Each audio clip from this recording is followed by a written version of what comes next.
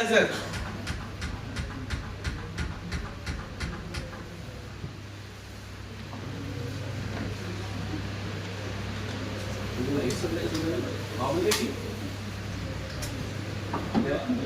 బాగుంది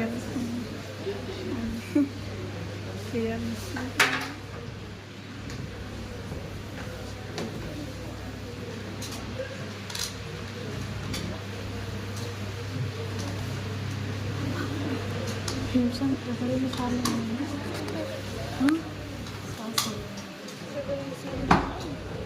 సో ఇక్కడ light run చేస్తుంటే ఒక ఎల్లో లైట్ ఒక గ్రీన్ లైట్స్ వస్తున్నాయి చూడండి. Yellow light correct measurements correct చేస్తున్నాం. ఆ ఎల్లో లైట్ ఏంటంటే 1/3 ఆఫ్ ద చెస్ట్ కంపల్సరీ కరెక్ట్గా దిగుతుందని చెప్తున్నాం. అదే రెడ్ లైట్ అనుకో డేంజర్.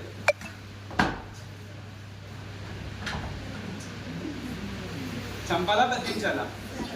బతికించాలన్నప్పుడు 100% సపోర్ట్ చేయాల్సిందే.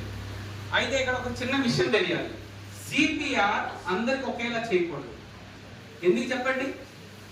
వాళ్ళ స్టెర్నమ్ బోన్ ఉంది కదా, దీని గురించి మనం తెలుసుకుందాం. ఫస్ట్ ఈ స్టెర్నమ్ బోన్ 99.9% అది బయటికి తీసి కత్తితో పొడితే కానీ విరుగుతుంది. నార్మల్గా అయితే విరగదు. చాలా ఆడేషన్. నెక్స్ట్ ఫస్ట్ 0 months అంటే పుట్టినప్పటి నుంచి 1 year లోపు పిల్లలకి సిపిఆర్ ఓన్లీ సింగిల్ థంబ్తో చేయాలి. ఎక్కడ with support of centre of the sternum. After that మనందరికీ తెలుసుకోవాల్సింది మన బ్రీతింగ్. మనకి హార్ట్ బీట్ అనేది తల్లి గర్భంలో ఉన్నప్పుడు తెలుస్తుంది, కానీ మనం బయటకు వచ్చాక ఫస్ట్ మన బ్రీతింగ్ స్టార్ట్ అయ్యేది మన ఏడుపుతోనే. పిల్లోడు పుట్టిన ఏడిస్తే తల్లి హ్యాపీ ఫీల్ అవుతుంది. ఇంకా పుట్టిన తర్వాత ఏడిస్తే తల్లి బాధపడుతుంది. అదే నా బిడ్డ ఏడుస్తున్నాడు, నువ్వు అప్పుడు ఏడలేదు అనుకో, అందులో ఉన్న అమ్మ టెన్షన్ చూడాలి. దీనికి ఏమైంది, పుట్టగా పుట్టాడు, ఏదో ఈ కష్టాలు అనుకుంటాడు. డాక్టర్ ఏం చేస్తాడు, 2 legs అప్ చేస్తాడు, షేక్ చేస్తాడు, పటా పిల్లగా కొడతాడు. అప్పుడు ఏం చేస్తాడు, ఆటోమేటిక్గా ఏడటం మొదలెడుతున్నాడు, బ్రీతింగ్ ఇప్పిస్తా. అదే బ్రీతింగ్ తీసుకోకపోతే ఏం చేయాలి? రాకపోవడానికి కారణం ఏంటంటే తల్లి గర్భంలో ఉండేటప్పుడు ఉమ్ము వాటర్ ఉంటుంది కదా, అది మనం తాగా అంటే కొంచెం మన లంగ్స్ దగ్గర ఆగిపోయింది అనుకోండి, లంగ్స్ వరకు వెళ్ళాల్సింది, ఎయిర్ పైప్ దగ్గర ఆగింది అనుకోండి, వాటర్గా నిమ్మోనియా అవుతుంది కదా, గాలి తీసుకోలేడు. అందుకే 2 legs ఎలివేట్ చేస్తారు. అండ్ నెక్స్ట్ చిన్నపిల్లలకి సిపిఆర్ ఎందుకు చేయవలసి వస్తుందంటే 99% తల్లి ప్రెగ్నెంట్గా ఉన్నప్పుడు ఉమ్ము వాటర్ ఎలా ఉంటుందో, తల్లి లాక్టింగ్ అయిన తర్వాత బాలింత ఎంత పాలిస్తారు, పాలు ఎలా ఉంటాయా, పలచి ఉంటాయి, వాడు తాగుతాడు. కానీ వామిటింగ్ చేసినప్పుడు క్లాట్ ఫార్మేషన్ అవుతుంది. అబ్జర్వ్ చేస్తారా? సో ఆ క్లాట్ ఏమవుతుంది, గడ్డగా కూర్చుంటుంది. అదే తల్లి పాలు కట్టాలంటే మనం మూతులు చూస్తున్నారు కానీ అమ్మలు లోపల పెట్టి క్లీన్ చేయట్లా. సో దానివల్ల కూడా రావచ్చు కదరా. సో అది కూడా క్లీన్ చేసుకుని భాగ్యం కాదు, ఎందుకంటే కాబోయే తల్లి కాబట్టి. ఇది కూడా ఆలోచించండి. అండ్ నెక్స్ట్ చిన్నపిల్లలకి సిపిఆర్ చేసే ధైర్యం లేదు, సింగిల్ థంబ్. బ్రీతింగ్ ఇవ్వండి. వాళ్ళ స్పైనల్ కార్డ్ ఉంది కదమ్మా, స్పైనల్ కార్డ్ స్లాప్ చేయండి చిన్నగా. సో ఏం కాదు, సరిపోతుంది. And next 1 year to 5 years. Recent గా విక్రమ్ సర్దార్ మూవీ చూసి ఉంటారు, కమలాక్షన్ రైట్. సో 2 fingers తో మద్దం చేయండి. And next 5 to 12 years single hand. ఎందుకంటే వాళ్ళ ఎల్బో స్టిఫ్ గా ఉండదు, అంటే చాలా చిన్నది కాబట్టి. Same like that. ఆ తర్వాత నాన్నమ్మ 120, 150, 170 సెంచరీ కొట్టినా 2 hands చేయండి. అరే మా ముసలి చాలా సన్నగా ఉంది, మన గుడ్డు ఇరిగిపోతున్న భయపడదు. Hardest bone sternum bone. ఈ ఛాతీ ఇంకా చాలా హార్డ్ గా ఉంటుంది, నువ్వు ఏం చేసినా జరగదు. కానీ నువ్వు చేసే ప్రెజర్ వల్ల ఏమవుతుందంటే, ఈ ప్రెజర్ అనేది క్రియేట్ అవ్వకపోతే కష్టం. ఎందుకంటే మన హార్ట్ బెలూన్ అనుకోండి, ఇది స్పైనల్ కార్డ్ అనుకోండి, ఇది స్పైనల్ కార్డ్ అంటే వెన్నుపూస, మధ్యలో హార్ట్ ఉంది, పైన స్టెర్నమ్ బోన్ ఉంది. హార్ట్ పై ప్రెజర్ చేస్తుంటే ఏమవుతుంది, సైడ్స్ ఎక్స్పెండ్ అవుతుంది, మళ్ళీ సేమ్ యథాస్థానంగా వస్తుంది. ప్రెస్ చేసేటప్పుడు ఆగిపోయిన బ్లడ్ ఏదైతే ఉందో అది బ్రెయిన్ డైరెక్ట్ గా కనెక్ట్ అవుతుంది. బ్రెయిన్ బ్లడ్ సర్క్యులేషన్ లేదనుకోండి, బ్రెయిన్ యాక్టివేట్ అవుతుంది. బ్రెయిన్ ఏం చేస్తుంది, కమాండ్ చేస్తుంది లంగ్స్ కి, స్టార్ట్ విత్ ఇన్హేల్ ఎక్సేల్ అని. లంగ్స్ ఎప్పుడైతే ఇన్హేల్ ఎక్సేల్ స్టార్ట్ చేసాయో హార్ట్ పంపింగ్ మొదలెడుతుంది, బ్లడ్ స్విచ్ చేసుకోండి. ఆఫ్టర్ దట్ మళ్ళీ బ్రెయిన్ యాక్ట్. ఇక్కడ ఒక్క విషయం చెప్తున్నా, సిపిఆర్ అనేది 2 minutes సైకిల్. 1 నిమిషం ఏం చెప్పాం, 100 to 120 కంపల్సరీ చెప్పాం కదా. 2 నిమిషాలు ప్రత్యేకంగా చేయండి.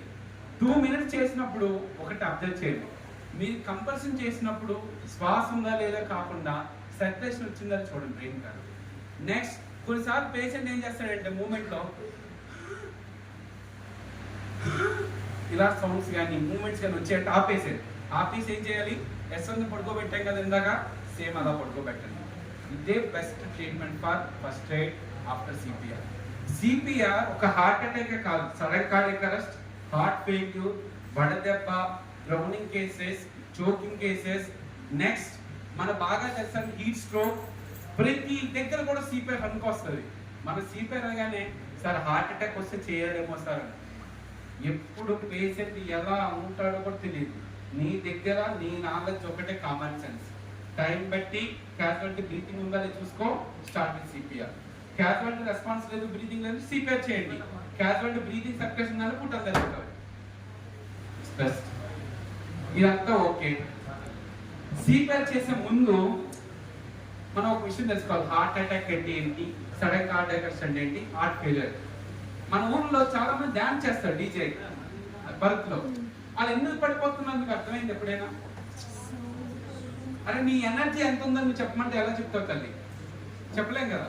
ఒక 2 సాంగ్లు వేసాం, బాగా గెంతితే ఎంతకంత వెళ్తారా, ఒక 8 minutes మన బాడీ ఎనర్జీ బయట.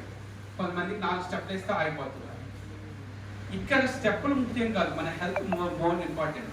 ఇది డీజే డాన్స్ చేసినప్పుడు బాగా అలసిపోతున్నారు కదా, సో బ్రీతింగ్ ఆల్రెడీ సఫికేషన్ ఉంది కదా, హైపర్ టెన్షన్ ఫీల్ అవుతాడు.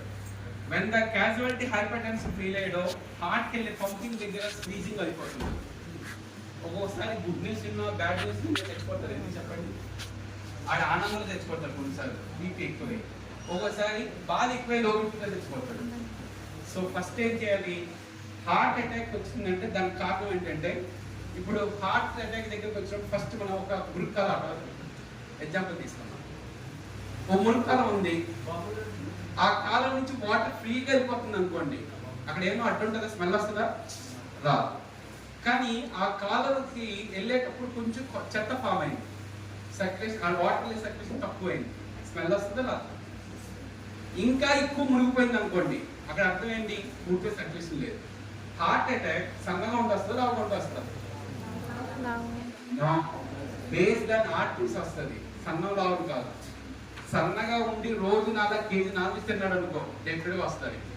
పాపం లావు ఉండి రోజు పప్పు అన్నం తింటున్నాడు అనుకోండి, హార్ట్ అటాక్ కూడా రాదు. ఎందుకని?